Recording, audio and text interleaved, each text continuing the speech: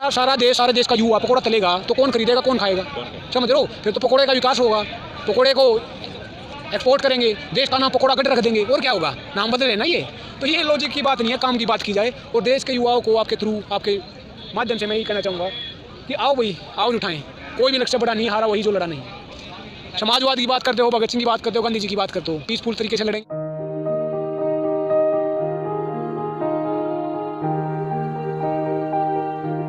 जयदीप, जिस आदर्शवाद की आप बात कर रहे थे, आप अमेरिका से भारत का मुकाबला कर रहे थे, तो ये भी जाने कि वो हमसे 11 गुना आगे भी हैं जीडीपी में। बिल्कुल है, फिर तुलना ही करेंगे तो बड़े से करेंगे ना। अब भूखे आदमी से तुलना करेंगे या उससे करेंगे जिसका पेट भरा हुआ है, जिसके पास रोटी है। तो आप बताओ, बांग्लादेश से करें, नाइजीरिया से करें, युगांडा से, सूडान से, किससे करें? आप बता दो। आप हम तो उसी से करेंगे तुलना है भाई, जो अमीर देश है, जिसमें खुशहाली है, रोटी है, कपड़ा मकान है, जो मुद्दे हैं, जो शिक्षा स्वास्थ्य है, उसी की बात करेंगे तो उसी की है। और करना भी चाहिए, यही आदर्शवाद होता है, यही आइडियलिज्म होता है। और अच्छी बात करनी चाहिए, क्या दिक्कत है इसमें? भारत ने अगर WTO का हाथ पकड़ रखा है तो इसमें गलत क्या नजर आता है? WTO क्या है कि एक छोटे मोटे लाला होते हैं, छोटे मोटे व्यापारी, उनको गाली देते रहते हैं, हम बिचौलिया बोलते हैं। WTO बड़े वाला लाला। क्या है कि जब सेकेंड वर्ल्ड वॉर हुआ, उसके बाद ये WTO का ना आया। उस टाइम इसका नाम था GATT, general agreement on tariff and trade. 1995 में इसका नाम बदल के WTO रखा गया, वर्ल्ड ट्रेड ऑर्गेनाइजेशन। इंडिया उसका सिग्नेटरी है, मतलब उसके मेंबर है। तो अब पेज क्या कहाँ है इसमें कि ये जो वर्ल्ड बैंक है, IMF है, या WTO है, या और कोई एजेंसियाँ हैं, इवन UN है, वहाँ पे डेमोक्रेसी नहीं है। क्यों नहीं है? क्योंकि वीटो पावर आपको सुना होगा, 5 परमानेंट 5 मेंबर UN में है। तो वहाँ पे क्या होता है कि वहाँ पे हर किसी की सुनी नहीं जाती है। डेमोक्रेसी क्या बोलते हैं? गरीब से गरीब आदमी अपनी आवाज़ उठा सकता है। अभी देश का किसान गरीब है, कोई आवाज़ सुनने वाला नहीं है, 13,000 सुसाइड करते हैं। लेकिन यहाँ के हमने आवाज़ उठाई है, विदेशों में आवाज़ गई है, और सरकार घुटनों के बल आई है। समझ रहे हो? तो WTO में क्या है कि वर्ल्ड बैंक में किसी तरीके से वहाँ पे डेमोक्रेसी नहीं होती। वो जो पूंजीपति कंट्री हैं, जहाँ पे कैपिटलिज्म है, पूंजीवाद है, यूरोप अमेरिका में जो पूंजीपति देश हैं, कोल्ड वॉर हुआ था, वहाँ 2 आइडियोलॉजी थी, पूंजीवाद और साम्यवाद। तो जो पूंजीपति देश हैं वो अपनी चलाते हैं सिर्फ वहाँ पे। अपने जो बड़े बड़े अधिकारी होते हैं, उसमें डायरेक्टर हैं या जो मैनेजिंग डायरेक्टर वगैरह हैं, जो भी है, मतलब तो उसमें वो बिठा रखे उन्होंने। और गरीब जो देश जैसे इंडिया है, पाकिस्तान है, जो जितने भी ग्लोबल साउथ जिसको बोलते हैं, पूरा अफ्रीका, दक्षिणी अमेरिका और एशिया, इनकी आवाज़ वहाँ पे नहीं सुनी जाती। और क्या बोलते हैं उसको, मतलब यूनिलेटरल तरीके से वो कानून पास किए जाते हैं उन पूंजीपति कंट्रियों द्वारा, देशों द्वारा। अच्छा, जो ये विमर्श हो रहा है कि रिफॉर्म नहीं होने दिया जा रहा है, और जो फॉरेन इन्वेस्टमेंट है, विदेशी पूंजी निवेश जो है, वो अगर किसानी क्षेत्र में भारत में हो तो यहाँ का विकास होगा, जो कि किसानों की मांग के खिलाफ है। ये लॉलीपॉप है, बिल्कुल सड़ा हुआ लॉजिक दिया जा रहा है। क्यों दिया जा रहा है? अमेरिका में उदाहरण के लिए, अमेरिका, यूरोप में खेती है जो 1% से भी कम किसान है। इंडिया में 70% के आसपास है, तो 1% है, उसके बावजूद उनका फार्म साइज होता है 200 एकड़। हमारा फार्म साइज है 2.5 से 3 हेक्टेयर, मतलब 2.5 से 3 एकड़। तो देख लो आप कितना गुना, 100 गुना उनका। तो कैसे आप सस्टेन कर पाओगे? मतलब वहाँ के 200 एकड़ वाला जिम्मेदार किसान सस्टेन नहीं कर पा रहा, और लाखों की, करोड़ों की सब्सिडी दी जाती है, और हमारे तो केवल एवरेज किसान को 20,000 रुपये सब्सिडी दी जा रही है। तो सस्टेन कर ही नहीं पाएगा। साजिश कुछ और बड़ी। आपने WTO की बात करी, आपने अच्छी सवाल किया अच्छे, तो उसका जवाब ये है मेरे पास। जैसे जो कैपिटलिस्ट कंट्रीज़ हैं, जो कैपिटलिस्ट मॉडल है, वो क्या बोलता है कि सिर्फ कारखाने लगाए जाएं, सस्ता लेबर चाहिए। अब कंपनी खड़ी करोगे तो आपको सस्ता लेबर चाहिएगा, सीधी सी बात है। अब सस्ता लेबर कहाँ मिलेगा? या देश में गरीबी होगी। हमारे देश में गरीबी है, सस्ता लेबर मिलता है, और ज़मीन को कौड़ी के भाव बेच के कंपनियों को देना चाहते हैं। उस ज़मीन पे, हमारी किसान की ज़मीन पे, वो कंपनी मतलब पूंजीपति कंपनी खड़ी करेगा, और बाद में हमारा शोषण करेगा। अब ईस्ट इंडिया कंपनी क्या कह के आई थी? ये कह के आई थी कि FDI आएगा, विकास होगा, ग्रोथ होगी, देश आगे बढ़ेगा। 250 साल तक देश आगे बढ़ा, सब ने हाथ पे हाथ धर के बैठ के देखा नहीं देखा, गुलाम बनाया।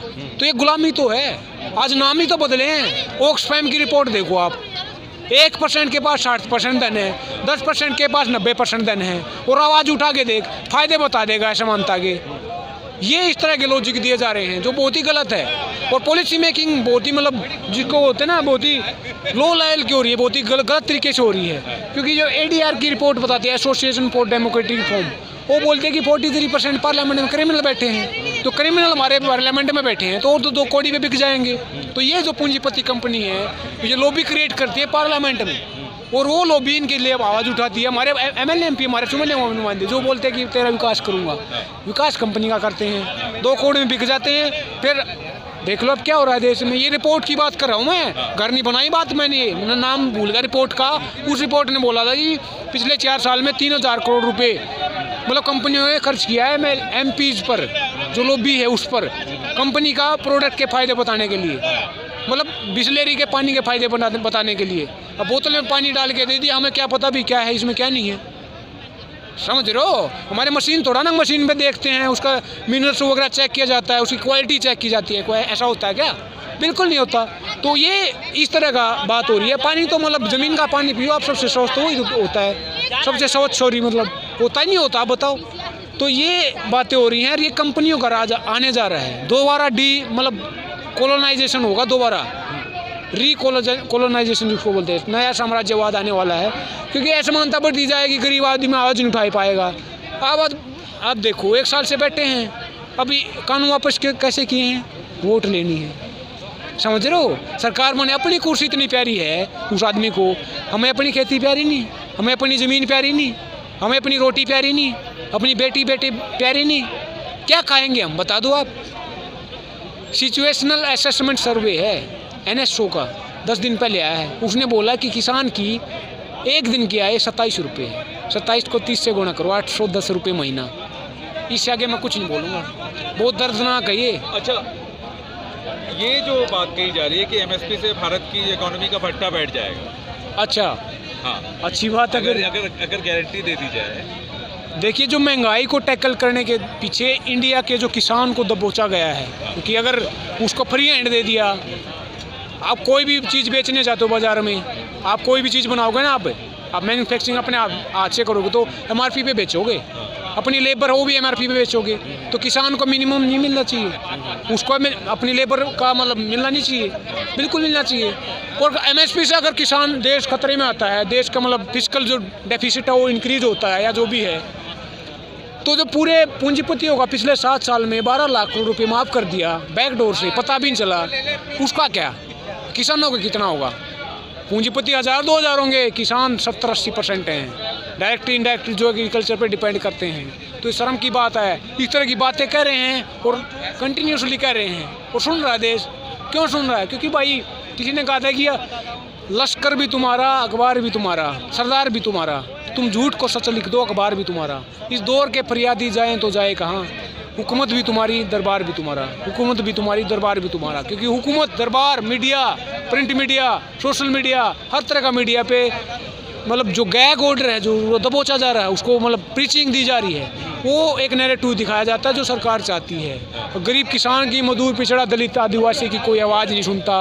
अगर कोई आवाज़ उठाता है तो जेल जाता है, UAP लगाया जाता है, NSA लगाया जाता है, सेडिशन के चार्ज लगाए जाते हैं। जी, अंत में मैं यही कहना चाहूँगा कि मौका है, ये शुरुआत की किसानों ने, एक रास्ता दिखाया है, बैरिकेड हटाए हैं जो हमारे देश में गरीब के आगे अड़ गए थे।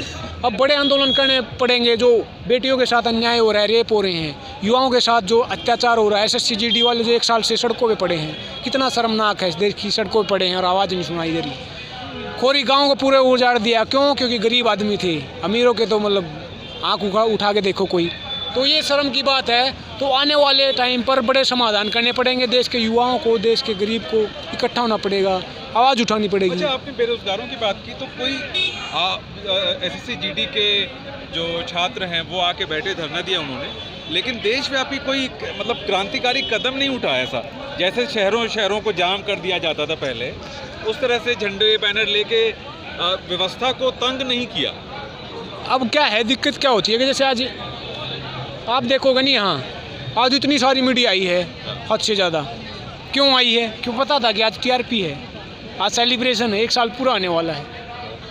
मीडिया है जो, चाहे सोशल मीडिया है, और आपका दोष नहीं है क्योंकि आप पेट से भूखे हो। मैं करूँगा तो मैं भी वही है, ये रोटी की लड़ाई हो बना दी है ना, मतलब तो ये गुलामी है। मीडिया वहीं जाती है जहाँ पे TRP होती है, जहाँ पैसा होता है। तो उन लोगों के पास TRP ना है, उनको मुद्दों से कोई मतलब नहीं बचा है। कोई सोशल मीडिया है, कोई प्रिंट मीडिया है, या कोई मेन स्ट्रीम मीडिया जिसको बोलते हैं। मेन स्ट्रीम तो बेच ही दिया है। जयदीप, ये नहीं लगता कि जो छात्र हैं बहुत बड़ी तादाद में बेरोजगारी है, भुखमरी की कगार पे हैं, और जो भी मिल रहा है वो काम कर रहे हैं, इस रिजीम, इस सरकार के खिलाफ लोहा नहीं लिया उन्होंने, खड़े नहीं हुए।